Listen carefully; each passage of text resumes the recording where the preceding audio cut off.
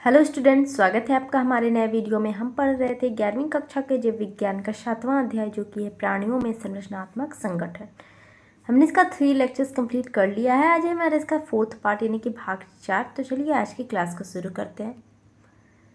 सबसे पहले आता है प्रस्तुति, यानी कि आज का जो हमारा वीडियो लेक्चर है उसमें हम कौन सा टॉपिक कवर करेंगे। जो ये हमारा चैप्टर चल रहा है, जो ये हमारा अध्याय चल रहा है, उस अध्याय का कौन सा टॉपिक कवर होगा। तो आज हम बेसिकली पढ़ेंगे मेढक का वर्गीकरण यानी क्लासिफिकेशन ऑफ फ्रॉग। उसके बाद मेढक का आवास हैबिटेट के बारे में जानेंगे। फिर मेढक की जीवन शैली के बारे में पढ़ेंगे। फिर पर्यावरणीय अनुकूलन एवं छद्मावरण के बारे में समझेंगे कि वो होता क्या है। फिर अनियत तापिता एवं तापीय अनुकूलन के बारे में पढ़ेंगे। और फिर शीत एवं ग्रीष्म निष्क्रियता यानी डॉर्मेंसी इन फ्रॉग पर चर्चा करेंगे।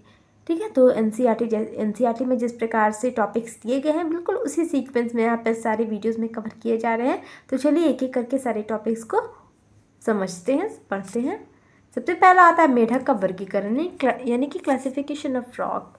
वर्गीकरण में स्थान क्या है। देखिए, ये मेढक आप देख रहे हैं, ठीक है। एनसीईआरटी का ही ये पिक्चर है, ठीक है। सबसे पहले तो यही क्वेश्चन होता है, ठीक है, इसका वर्गीकरण में स्थान क्या है। तो मेढक एक केशिरुकी प्राणी है। ओके, अर्थात क्या है, इसके शरीर में केशिरुक दंड यानी कि रीढ़ की हड्डी उपस्थित होती है। यह कॉर्डेटा संघ से संबंधित है क्योंकि इसके जीवन के किसी न किसी चरण में नोटोकॉट पाया जाता है। मेढक एम्फीबिया वर्ग का प्रतिनिधि है। एम्फीबिया का अर्थ होता है दोहरा जीवन, डुअल लाइफ, ठीक है, यानी ऐसा प्राणी जो जल और थल दोनों स्थानों पर जीवन व्यतीत कर सकता है।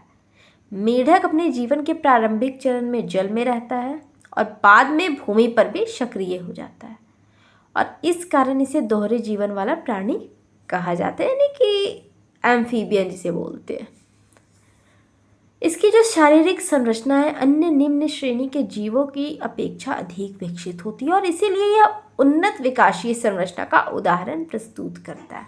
ठीक है, चलिए नेक्स्ट टॉपिक है हमारा मेढक की सामान्य जाति क्या है। भारत में मेढक की सामान्य जाति राना टिग्रीना मानी जाती है, जिसे कि अब प्रायः हॉप्लोबैट्रिकस टिग्रिनस भी कहा जाता है। ओके, यह मीठे जल का उभयचर प्राणी है। इसके शरीर में स्पष्ट केशिरुक दंड उपस्थित होता है, जो कि इसे केशिरुकी प्राणियों में स्थान दिलाता है। इसका भ्रूण विकास जल में होता है, जहां अंडों से टैडपोल निकलता है। टैडपोल मछली की तरह दिखता है और पूर्णतः जलीय जीवन होता है। ठीक है, जलीय जीवन जीता है। धीरे धीरे इसमें परिवर्तन यानी रूपांतरण होता है, और यह एक वयस्क मेढक यानी अडल्ट, ठीक है, मेढक बनता है। इस प्रकार यह केशिरुकी प्राणियों की सभी मुख्य विशेषताओं का प्रदर्शन करता है। नेक्स्ट देखिए, ये टैक्सोनॉमिक हायरार्की है। किंगडम इसका जगत जो एनिमेलिया है। फाइलम यानी संघ कॉर्डाटा है। सब फाइलम की बात करें उपसंघ तो वर्टिब्रेटा। क्लास यानी वर्ग एम्फीबिया, ये बहुत इंपॉर्टेंट है, आपको याद रखना है इसका टैक्सोनॉमिक हायरार्की। ऑर्डर गण एनियूरा। फैमिली यानी कुल रैनिडी। देन जेनस राना यानी वंश, और जाति की बात करें तो राना टिग्रीना। Okay, species. अब आता है मेढक का आवास यानी हैबिटेट। देखिए, जलीय आवास की बात करें तो जलीय आवास कैसे होता है। मेढक का जीवन जल से गहराई से जुड़ा हुआ है। यह प्रायः तालाबों, झीलों, नहरों, ठीक है, छोटे जलाशयों तथा वर्षा के पानी से भरे गड्ढों में पाया जाता है। जल केवल इसका निवास स्थान ही नहीं होता है, बल्कि इसके जीवन चक्र का अनिवार्य अंग होता है। मेढक जल में ही अपने अंडे देता है, क्योंकि अंडों के विकास के लिए आर्द्रता, ठीक है, अत्यंत आवश्यक होती है। अंडों से निकलने वाला जो टैडपोल होता है पूर्णतः जलीय होता है, पूरी तरह से जलीय होता है, और मछली की भांति गलफड़ों द्वारा श्वसन करता है। वयस्क मेढक जो होता है वो भी जल में क्या होता है, वयस्क मेढक भी जल में रहते हैं। ठीक है, वो क्या करता है, वो जो जब जल में रहता है तो उस समय अपनी नम त्वचा के माध्यम से श्वसन कर सकता है, और इसकी त्वचा में श्लेष्मा ग्रंथियां होती है जो कि इसे सदैव आर्द्र बनाए रखती है। यदि त्वचा सूख जाए तो इसका श्वसन प्रभावित हो सकता है। जल में इसे भोजन की उपलब्धता और शत्रुओं से आंशिक सुरक्षा भी मिलती है। उदाहरण के लिए आप ले सकते हैं कि जब कोई पक्षी इसका शिकार करने आता है तो मेढक तुरंत पानी में कूदकर स्वयं को बचा लेता है। इस प्रकार हम कह सकते हैं कि जल मेढक के लिए केवल रहने का स्थान नहीं बल्कि उसके अस्तित्व का आधार है। जैसे मछली बिना जल के जीवित नहीं रह सकती, उसी प्रकार मेढक भी जल के बिना अपना जीवन चक्र, उसका लाइफ साइकिल जो है वो पूरा नहीं कर सकता है। ठीक है, नेक्स्ट टॉपिक है हमारा स्थलीय आवास। यद्यपि मेढक का जीवन जल से प्रारंभ होता है, परंतु वयस्क अवस्था में यह भूमि पर भी सक्रिय रहता है। यह प्रायः नम मिट्टी, घास वाले क्षेत्र, खेतों तथा बगीचों में पाया जाता है। भोजन की खोज में यह भूमि पर इधर उधर कूदता है। कीट, मक्खियाँ, छोटे जीव मुख्यतः भूमि पर ही मिलते हैं और इसीलिए यह अपना अधिकांश शिकार भूमि पर ही करता है। दिन के समय मेढक प्रायः धूप और गर्मी से बचने के लिए किसी गड्ढे या फिर पत्थर के नीचे या फिर आप कह सकते हो घास के भीतर छिप जाता है। इसकी त्वचा जो है वो जल को अवशोषित कर सकती है, परंतु ये लंबे समय तक शुष्क वातावरण सहन नहीं कर सकता है। यदि भूमि अत्यधिक सूखी हो जाए तो इसका शरीर निर्जलित हो सकता है। ओके, और इस प्रकार मेढक जल और थल दोनों का उपयोग करता है और यही दोहरा निवास यानी ड्वेल हैबिटेट इसे उभयचर बनाता है। यह प्रकृति का एक सुंदर उदाहरण है जो कि हमें दिखाता है कि जीव अपने वातावरण के अनुसार कैसे अनुकूलित होते हैं। ओके, नेक्स्ट देखिए हमारा टॉपिक है मेढक की जीवन शैली एंड मोड ऑफ लाइफ क्या है। देखिए सबसे पहला है दैनिक गतिविधियाँ। मेढक एक रात्रिचर प्राणी है। ओके, अर्थात यह मुख्यतः रात के समय सक्रिय रहता है, नॉकटर्नल जिसे बोलते हैं। दिन के समय यह प्रायः विश्राम करता है और स्वयं को नम एवं छायादार स्थानों में सुरक्षित रखता है। इसका यह व्यवहार केवल सुरक्षा के लिए ही नहीं बल्कि ऊर्जा संरक्षण के लिए भी महत्वपूर्ण है। दिन में तापमान अधिक होता है जिससे कि इसकी त्वचा क्या होती है, सूख सकती है, इसीलिए दिन में छुपा रहता है और रात में बाहर निकलता है। रात्रि के समय वातावरण अपेक्षाकृत ठंडा और आर्द्र होता है, जो कि इसके लिए बहुत अनुकूल भी है। ऐसे समय यह भोजन की खोज करता है। वर्षा ऋतु में आप देखेंगे कि मेढकों की गतिविधि और ध्वनि दोनों बढ़ जाती है और यह समय इनके प्रजनन का भी होता है। इसका जीवन कीटों पर निर्भर होता है, इसलिए मेढक कृषि के लिए लाभकारी माना जाता है क्योंकि हानिकारक कीटों की संख्या को नियंत्रित कर देता है। इस प्रकार यह पारिस्थितिक तंत्र, ठीक है, इकोसिस्टम में संतुलन बनाए रखने में भी योगदान देता है। ओके, चलिए अब आता है भोजन संबंधी आदतें। मेढक जो है वो पूर्णतः मांसाहारी प्राणी होता है। यह कीट, केंचुए, मक्खियाँ, मच्छर, छोटे जीवों को खाता है। इसकी भोजन ग्रहण करने की विधि अत्यंत रोचक होती है। इसकी जीभ जो होती है बहुत लंबी होती है, आगे से 2 भागों में विभाजित होती है तथा अत्यंत चिपचिपी भी होती है। ये जो जीभ होता है इसका, वो मुख के आगे वाले भाग से जुड़ी होती है जिससे कि यह तेज़ी से बाहर निकल सकती है। जब मेढक किसी कीट को देखता है तो वह कुछ क्षण स्थिर रहता है और फिर अचानक अपनी जीभ बाहर निकालकर शिकार को पकड़ लेता है। कभी कभी यदि आप मेढक को देखोगे तो आप उसे थोड़ा ऑब्जर्व यदि कीजिएगा बहुत देर तक, ठीक है, तब आप देखिएगा कि वो किस प्रकार से शिकार करता है। यह क्रिया इतनी तेज होती है कि शिकार को संभलने का अवसर ही नहीं मिलता है। इसके दांत छोटे होते हैं और मुख्यतः शिकार को पकड़ने के लिए ही होते हैं, चबाने के लिए नहीं होते हैं। इसलिए मेढक भोजन को पूरा निगल जाता है। ठीक है, इसका भोजन व्यवहार जो है वो शिकार आधारित यानी प्रेडेटरी होता है। जैसे बिल्ली चूहे पर झपट्टा मारती है वैसे ही मेढक कीट पर झपट्टा मारता है। इस प्रकार की संरचना और व्यवहार दोनों इसके मांसाहारी जीवन के अनुरूप अनुकूलित है। नेक्स्ट आते हैं पर्यावरणीय अनुकूलन एवं छद्मावरण, इसे छलावरण भी बोलते हैं। चलिए सबसे पहला आता है उभयचर अनुकूलन। देखिए मेढक को उभयचर इसलिए कहा जाता है क्योंकि उसका शरीर जल और थल दोनों वातावरणों के लिए विशेष रूप से अनुकूलित होता है। यदि हम उसके शरीर की संरचना को ध्यान से देखें तो पाएंगे कि उसकी त्वचा पतली होती है, नम होती है, चिकनी होती है। यह केवल सुरक्षा के लिए नहीं होती है बल्कि श्वसन के लिए भी महत्वपूर्ण होती है। मेढक अपनी त्वचा के माध्यम से भी ऑक्सीजन ग्रहण कर सकता है जिसे त्वचा श्वसन कहते हैं। इसलिए इसकी त्वचा का आर्द्र रहना, ठीक है, मॉइस्ट जिसे बोलते हैं, वो आवश्यक है। यदि त्वचा सूख जाएगी तो श्वसन प्रभावित हो सकता है। इसके पिछले पैर लंबे, ठीक है, और मजबूत होते हैं तथा उनकी जो उंगलियों के बीच झिल्ली होती है वे पाई जाती है। यह झिल्ली युक्त संरचना इसे जल में तैरने में सहायता करती है, ठीक वैसे ही जैसे कि नाव के चप्पू पानी को पीछे धकेलते हैं।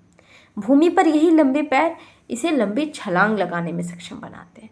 जल में यह मुख्यतः एक तरह से त्वचा द्वारा श्वसन करता है, जबकि भूमि पर यह फेफड़ों द्वारा वायवीय श्वसन करता है। इस प्रकार मेढक दो प्रकार के श्वसन तंत्रों का उपयोग करता है, त्वचा श्वसन और फेफड़ा श्वसन। ठीक है, और यही दोहरा अनुकूलन इसे विभिन्न पर्यावरणीय परिस्थितियों में जीवित रहने योग्य बनाता है। यह प्रकृति का एक उत्कृष्ट उदाहरण है कि किस प्रकार कोई जीव अपने वातावरण के अनुसार स्वयं को ढाल लेता है। नेक्स्ट देखिए छद्मावरण, जिसे हम छलावरण भी बोलते हैं, कैमोफ्लेज। अब सोचिए कि यदि मेढक खुली भूमि पर बैठा हो और उसका रंग बहुत चमकीला हो तो क्या होगा? शत्रु उसे तुरंत देख लेंगे। इसलिए प्रकृति ने उसे छद्मावरण की विशेष क्षमता प्रदान की है। छद्मावरण का अर्थ है अपने शरीर के रंग और बनावट को वातावरण के अनुरूप बना लेना, ताकि वो आसानी से दिखाई ना दे। मेढक का शरीर प्रायः हरे, भूरे या फिर मिट्टी रंग का होता है। ठीक है, जब वो घास में बैठता है तो वो घास जैसा दिखने लगता है। जब वो कीचड़ में बैठता है तो उसका रंग मिट्टी से मिलता जुलता लगता है। इस कारण शत्रु उसे आसानी से पहचान नहीं पाते हैं, और यह क्षमता प्राकृतिक चयन का परिणाम है। ठीक है, समय के साथ वही मेढक अधिक जीवित रहे जिनका रंग वातावरण से मेल खाता था। धीरे धीरे यह गुण उनकी संतानों में स्थानांतरित होता गया, और इस प्रकार छद्मावरण केवल एक विशेषता नहीं रही बल्कि जीवित रहने की एक रणनीति बन गई है। नेक्स्ट टॉपिक है हमारा अनियत तापिता एवं तापीय अनुकूलन। सबसे पहले आता है अनियत तापिता की अवधारणा क्या है। मेढक अनियत तापिका या फिर असमतापी प्राणी है। इसका अर्थ है कि इसका शरीर तापमान स्थिर नहीं रहता है। शरीर तापमान जो स्थिर नहीं रहता है बल्कि बाहरी वातावरण के ताप पर निर्भर करता है। यदि बाहर ठंडा है तो इसका शरीर भी ठंडा हो जाएगा, यदि बाहर गर्मी है तो इसका शरीर भी गर्म हो जाएगा। मनुष्य जैसे प्राणी समतापी होते हैं जिनका शरीर ताप लगभग स्थिर रहता है, परंतु मेढक में ऐसा आंतरिक ताप नियंत्रण तंत्र विकसित नहीं होता है। यही उभयचरों की प्रमुख विशेषता है। इस कारण मेढक की सक्रियता भी तापमान पर निर्भर करती है। ठीक है, मध्यम तापमान में यह अधिक सक्रिय रहता है, जबकि अत्यधिक ठंड या गर्मी में इसकी गतिविधियां कम हो जाती हैं। ओके, नेक्स्ट देखिए। नेक्स्ट है जैविक एवं पर्यावरणीय प्रभाव क्या है। चूंकि मेढक में आंतरिक ताप नियंत्रण तंत्र विकसित नहीं होता है, इसलिए इसकी चयापचय दर मेटाबॉलिक रेट जो होती है वातावरण के अनुसार बदलती रहती है। ठंडे मौसम में इसका चयापचय धीमा हो जाता है और यह कम सक्रिय रहता है। गर्मी में भी अत्यधिक ताप इसके लिए हानिकारक हो सकता है, इसलिए छायादार या नम स्थल खोजता है, और यह व्यवस्था ऊर्जा की बचत में सहायक होती है क्योंकि इसे अपने शरीर को गर्म रखने के लिए अतिरिक्त ऊर्जा खर्च नहीं करनी पड़ती है। इस प्रकार अनियत तापिता एक प्रकार का अनुकूलन है जो कि इसे विभिन्न तापीय परिस्थितियों में जीवित रहने में सहायता करता है। ओके, चलिए आगे आते हैं। लास्ट टॉपिक है हमारा शीत एवं ग्रीष्म निष्क्रियता यानी डॉर्मेंसी इन फ्रॉग। सबसे पहला आता है शीत निष्क्रियता यानी हाइबरनेशन। जब शीत ऋतु में तापमान अत्यधिक कम हो जाता है और वातावरण में ठंड बढ़ जाती है, तब मेढक शीत निष्क्रियता की अवस्था में प्रवेश करता है, जिसे कि हाइबरनेशन कहते हैं। यह अवस्था विशेष रूप से उन क्षेत्रों में अधिक देखी जाती है जहां सर्दी तीव्र होती है। ठीक है, इस समय मेढक प्रायः तालाब, झील या फिर नहर के कीचड़ के भीतर स्वयं को दबा लेता है अथवा किसी गहरे गड्ढे, पत्थरों के नीचे या फिर पत्तों की परतों के भीतर आश्रय लेता है। इस अवस्था में इसकी शारीरिक क्रियाएं अत्यंत मंद हो जाती है, हृदय गति बहुत धीमी हो जाती है, श्वसन दर घट जाती है, चयापचय मेटाबॉलिज्म न्यूनतम स्तर पर पहुंच जाता है और कई बार यह त्वचा द्वारा सीमित श्वसन करता है। ठीक है, और यह भोजन ग्रहण नहीं करता है और अपने शरीर में संचित वसा जो फैट रिजर्व्स होते हैं उनसे ही ऊर्जा प्राप्त करता है। शीत निष्क्रियता एक महत्वपूर्ण जीवन रक्षा तंत्र है, सर्वाइवल मैकेनिज्म है, क्योंकि सर्दियों में कीटों और अन्य खाद्य शक्ति की उपलब्धता बहुत कम हो जाती है। साथ ही निम्न तापमान इसकी सामान्य गतिविधियों के लिए अनुकूल नहीं होता है, इसलिए निष्क्रिय होकर यह ऊर्जा की बचत करता है और प्रतिकूल परिस्थितियों में भी जीवित रहता है। ओके, ये हो गया हाइबरनेशन। अब आती है एस्टिवेशन पर। ग्रीष्म निष्क्रियता क्या होती है। ग्रीष्म ऋतु में जब तापमान अत्यधिक बढ़ जाता है और जल स्रोत सूखने लगते हैं, तब मेढक ग्रीष्म निष्क्रियता की अवस्था में चला जाता है, जिसे कि एस्टिवेशन कहते हैं। यह विशेष रूप से उन क्षेत्रों में होता है जहाँ गर्मी के साथ शुष्कता यानी ड्राइनेस भी बहुत ज़्यादा होती है। इस समय मेढक मिट्टी के भीतर गहराई में चला जाता है या फिर किसी नम और ठंडी जगह में छिप जाता है। कई बार यह अपने चारों ओर मिट्टी की परत बनाकर स्वयं को सुरक्षित रखता है, जिससे कि शरीर से जल की हानि कम हो। ठीक है, इस अवस्था में इसकी चयापचय दर घट जाती है, हृदय गति, श्वसन दर कम हो जाती है तथा यह लगभग पूर्णतः निष्क्रिय हो जाता है। यह भोजन ग्रहण नहीं करता है और शरीर में संचित ऊर्जा का उपयोग करता है।